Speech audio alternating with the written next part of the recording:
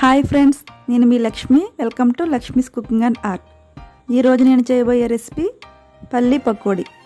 దీన్ని చాలా ఈజీగా, చాలా తక్కువ టైంలో చాలా టేస్టీగా చేసుకోవచ్చండి.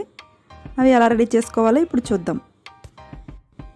ముందుగా పల్లీలను ఒక 2 మినిట్స్ ఇలా వాటర్లో వేసి నానబెట్టుకోవాలి. తర్వాత ఒక బౌల్ తీసుకుని దానిలో ఒక పావు కప్పు వరిపిండి, ఒక పావు కప్పు శనగపిండిని వేసుకోవాలి. తర్వాత దీనిలో రుచికి సరిపడగా సాల్ట్ వేసుకోవాలి. ఒక 1/2 టీ స్పూన్ అల్లం వెల్లుల్లి పేస్ట్, ఒక 1/2 టీ స్పూన్ గరం మసాలా,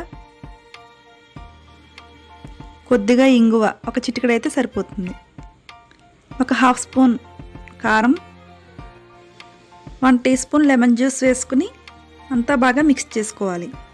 ఒకసారి ఈ మసాలాలన్నీ బాగా మిక్స్ అయ్యేలా కలుపుకుందాం. వేరుశెనగ గింజలు నానబెట్టకపోయినా పర్వాలేదండి. నేనైతే 2 మినిట్స్ మాత్రమే నానబెట్టాను. అప్పటికప్పుడు కూడా చేసుకోవచ్చు. ఇప్పుడు దీనిలో కొద్దిగా వాటర్ వేసుకుంటూ కలుపుకోవాలి.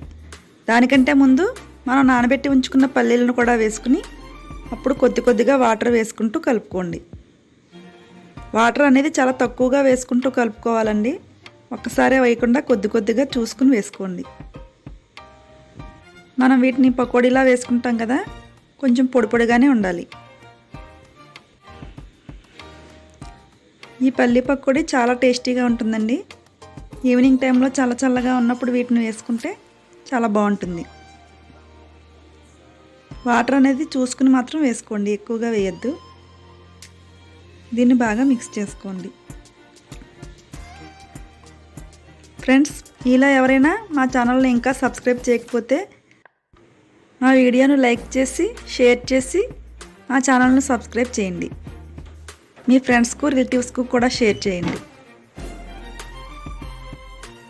ఈవినింగ్ టైంలో ఏదైనా తినాలనిపిస్తుంది కదండి. ఇంట్లో ఏమీ లేనప్పుడు ఇలా డిఫరెంట్గా ట్రై చేసి చూడండి. చాలా టేస్టీగా ఉంటాయి. ఇవి అందరికీ నచ్చుతాయి. వీటిని కావాలంటే ఇలా చిన్న ఉండలుగా చుట్టుకోవచ్చు. పిండి అంతా బాగా కోట్ అవుతుంది. నేనైతే మామూలుగానే వేసేస్తానండి. మీకు చూపించడం కోసం ఇలా చేస్తున్నాను. ఇలా చేయడం చాలా ఎక్కువ టైం పడుతుందండి. మనం ఆనియన్ పకోడీ ఎలా వేస్తామో అలా వేసుకుంటే సరిపోతుంది. ఇప్పుడు డీప్ ఫ్రైకి సరిపడగా ఆయిల్ పెట్టుకోండి. ఆయిల్ బాగా హీట్ అయిన తర్వాత మనం దీన్ని పకోడీలా వేసుకోవాలి. మంటను మీడియం ఫ్లేమ్లో పెట్టి ఫ్రై చేసుకోండి. హై ఫ్లేమ్లో పెడితే పైన మాడిపోతుంది, లోపలంతా పచ్చిగా ఉండిపోతుంది. వీటిని గోల్డెన్ బ్రౌన్ కలర్ వచ్చే వరకు ఫ్రై చేసుకుందాం.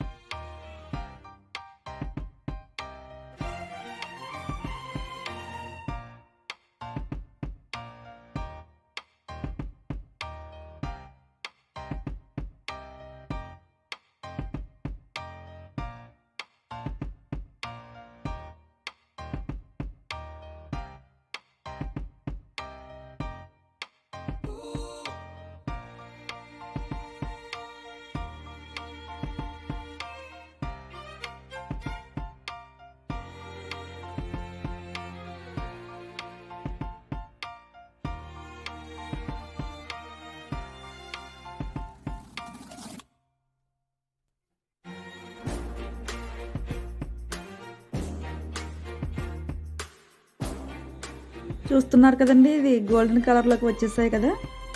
ఇప్పుడు వీటిని తీసుకుందాం.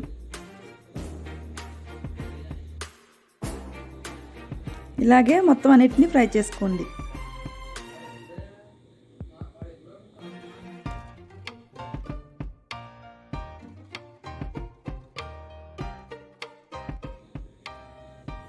అంతేనండి, వేడివేడిగా పల్లి పకోడీ రెడీ అయింది. వీటిని కొంచెం చల్లారిన తర్వాత తింటే క్రిస్పీగా ఉంటాయి.